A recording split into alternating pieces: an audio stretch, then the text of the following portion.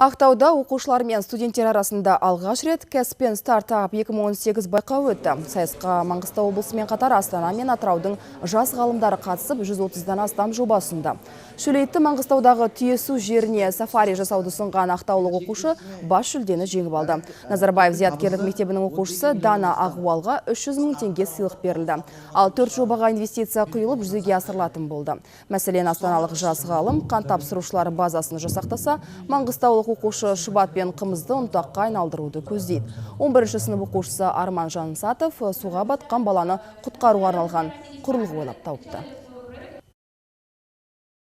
Мен осы үш құрылғыны қолдану арқылы осы еліміздегі адамдар судан батудан құтқарамын. Бұл құрылғының жұмыс жасау принципі өте қарапайым.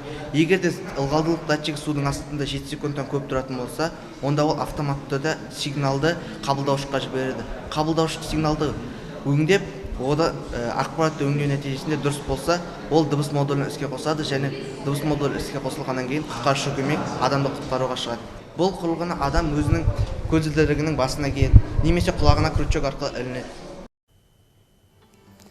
Әзірге келіп түскен жаңалықтар легі осымен тәмам. Жаңалықтарды сондай хабар.кз сайтынан да көре аласыз.